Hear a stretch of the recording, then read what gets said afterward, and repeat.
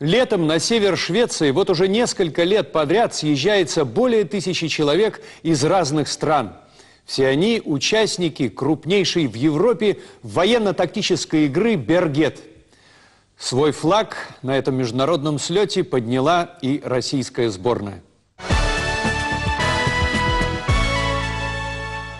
Север Швеции, остров Härnösand, группировка миротворческих сил. Сложная ситуация. На базу ООН совершено нападение.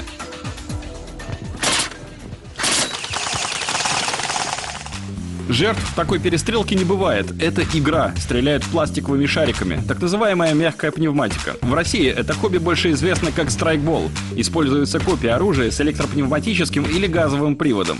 В Европе это своего рода военный симулятор, максимально приближенный к реальности. Ежегодно на этот остров приезжает около 1500 участников. Русские демонстрируют свой флаг на Бергете с 2007 года и с тех пор прочно занимают ключевые позиции по оперативно-тактическим решениям и специальным операциям, при том, что все участники гражданские. На данной игре и на прошлой не присутствовало ни одного действующего офицера. Из русских? Из русских, да. Что не касается финнов. 65% финских игроков – это люди из действующей армии, которым выплачивается пособие по поводу для того, чтобы они поехали на Бергет, посмотреть, как опять-таки же, как воюют другие стороны.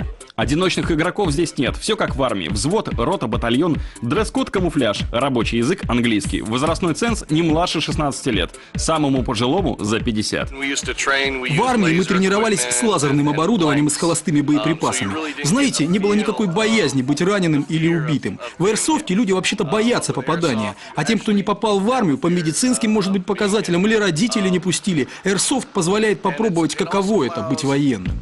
И действительно, вместо показухи, разбивания кирпичей и других театрализованных представлений, сопровождающих большинство современных учений, участники таких игр попадают во вполне реальные сложные ситуации, где от решения командира и слаженности группы зависит выполнение поставленного задания.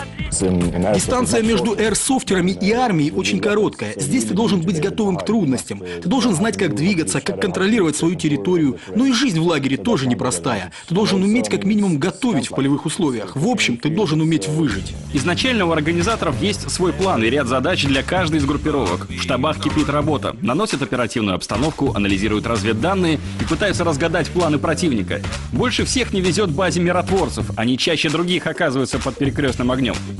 Насколько я понимаю, штурмуют преимущественно русские? Да, русские. Я поэтому слегка беспокоюсь. Почему это они постоянно атакуют? У меня много приятелей из России. Бергет, я вам скажу, это нечто особенное. Здесь всего понемногу. Самое главное, мы встречаем здесь и старых друзей, и заводим новых.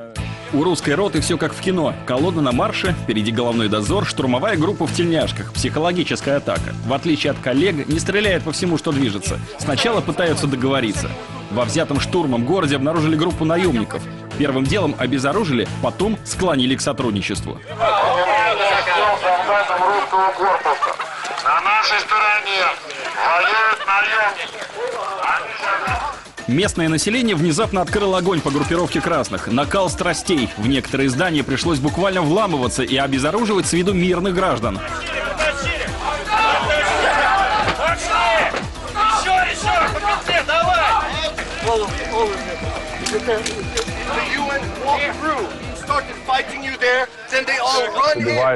Мы постарались объединить все категории участников. Есть люди, которые хотят стрелять каждые 5 минут. Есть команды, готовые выполнять специальные миссии. Некоторым, наоборот, нужно скорее поговорить, решить какие-либо проблемы в игровых ситуациях. В общем, всего понемногу, и у нас получается такой фестиваль, где каждый находит что-то свое. Игра длится не более 4 суток. Участники могли бы сидеть дома у компьютера, однако уюту и комфорту предпочли каменистые дороги севера Швеции и компанию таких же любителей игр в стиле милитари. Это конец игры, типичная сцена братания. Можно снять защитные очки, можно снять жилет и наблюдать, как Норвегия, шведы, русские, американцы вместе обнимаются и радуются тому, что они играли в этот раз снова вместе.